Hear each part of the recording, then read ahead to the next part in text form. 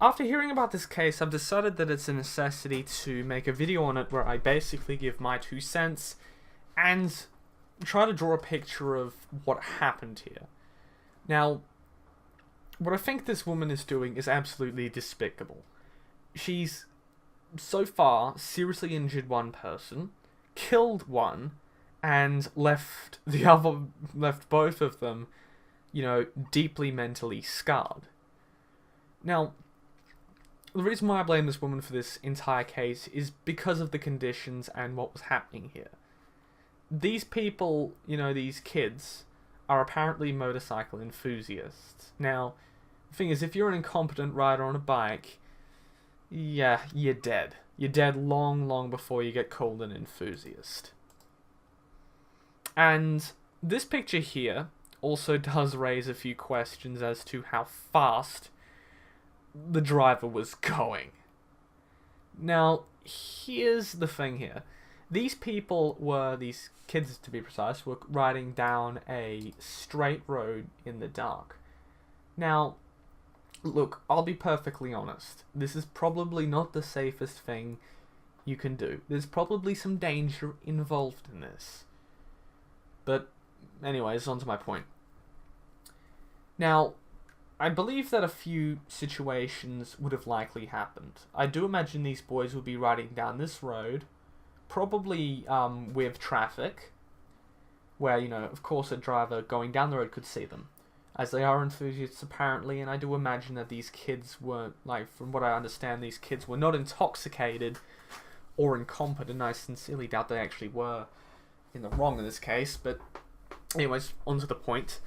Now, apparently here, these kids were riding down this road, and I'm not particularly sure precisely where on this map these kids were actually run off the road, but from my understanding is one of these kids was seen in a ditch, and by understanding that, I really don't think that they're actually around the roundabout or anywhere near that. I mean, they were probably quite a distance from their actual destination, so I would imagine that they would have crashed somewhere along this main road.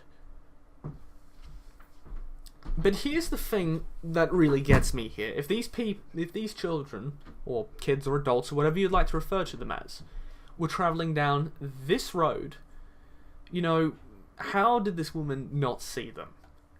From the best of my understanding, yes, this was late at night, and the road, from my understanding, again, doesn't have that many street lights. But the thing is here, this road is long, and to the best of my understanding, it's straight. You can see really far down this road.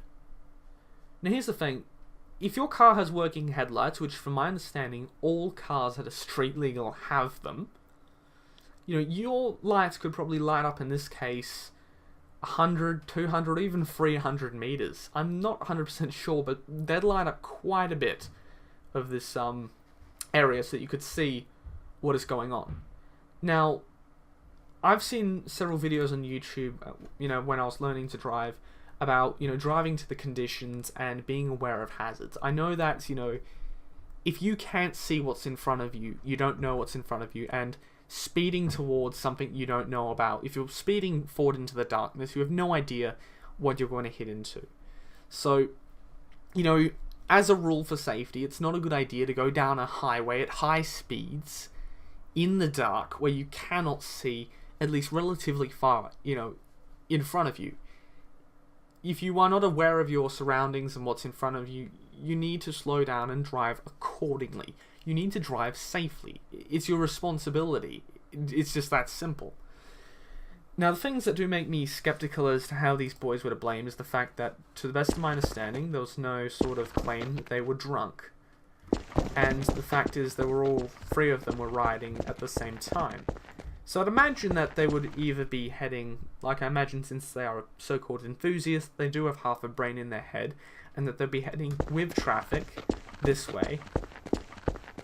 And I do imagine, if you even drive in a car at all, that you would, of course, head on the right lane whenever you're driving, so they'll probably be heading somewhere down this road. Now, the thing that really gets me here is that, if you're these kids, I mean, even if you're crossing over, all cars have headlights. You can see them from bloody miles away. And this is a straight road, so these kids would have excellent visibility of anyone coming towards them, or anyone, you know, or anyone who is going along the road, and they can see just about everything. These kids could see her from here, there, anywhere, really. The thing is, these guys would have seen her coming, but what I think... You know, what I do think has actually happened is this woman was going down the road, possibly texting or doing something like that, and she was probably traveling at something in the neighborhood of 100 kilometers an hour to about 80 something, and these kids were traveling along the road, and she hit one of them, and then hit another, and one just luckily, you know, got off without receiving a direct impact. Now imagine one kid would have been just gone completely over the SUV's roof and off the back. Another would have likely received some serious injuries, and the other would have probably gotten away.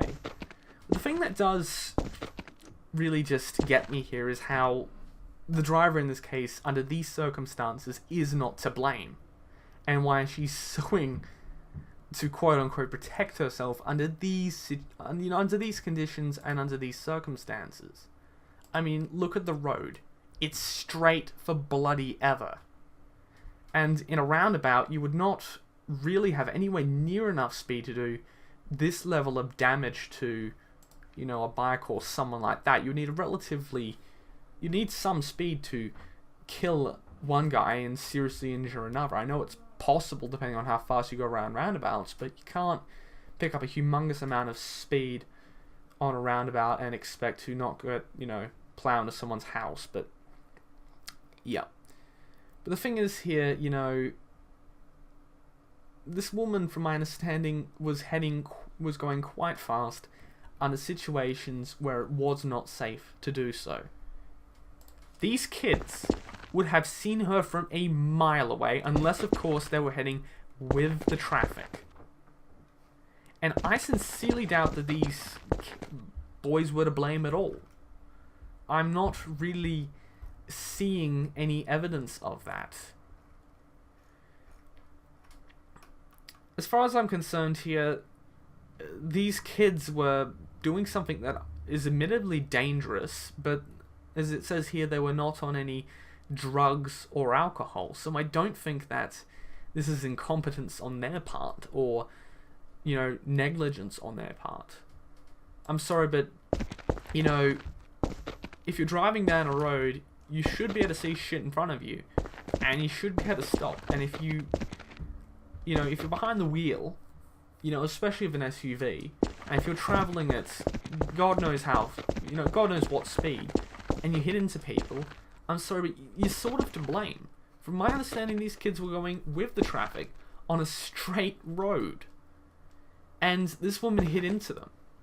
What I do think happened is she just hopped in the SUV, was probably going down the road, God knows how fast, like so.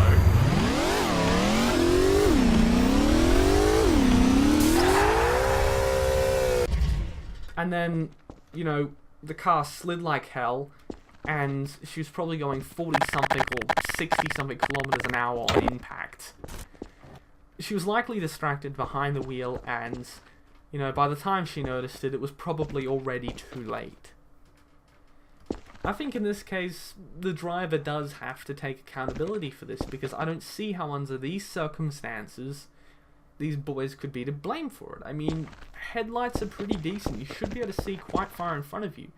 And if you can't see far in front of you, far enough where you can, you know, of course, make sure that you're not going to smash into anything, you know, you sort of do have to take accountability for that and drive to the conditions. I really do think that it's despicable that, you know, someone after doing this can go ahead and sue the family for quote-unquote emotional distress when she killed these guys. And this article goes on about how, you know, she, you know, is not going to be able to enjoy her life to the fullest, or some bullshit like that. The fact is here, this kid's dead. Another kid was very, very close to it. You know, I imagine if this woman was going even 2 kilometers faster, or even 5, that they, like, it'd be a miracle if the third one got away alive.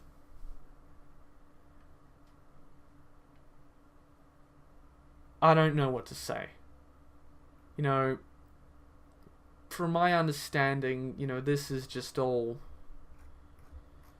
I don't think the woman who's filing this lawsuit is a scumbag. Under these conditions, and with this road, I really don't think these kids are to blame in this situation.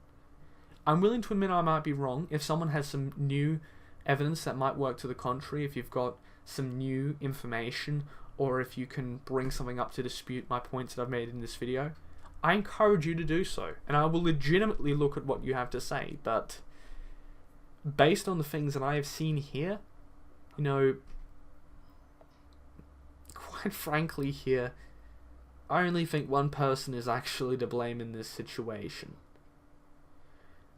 These are just my opinions based on what I've seen here. You know, I could be wrong, but you know, if I am wrong, feel free to dispute what I've said in this video. Go ahead and disprove it. I mean, it's up to you here, but you know, it's just really a thing. I really think this is the case of someone not willing to take accountability for their actions. What the kids did was, you know, unsafe and possibly dangerous, sure, but at the time they were not intoxicated, and they were going down a straight road, where they would have been visible if someone was paying attention to the road. And quite frankly, to the families of these kids, you know, I support you. I don't think you should be sued because someone decided to not pay attention to the road. That's all, and goodbye, guys.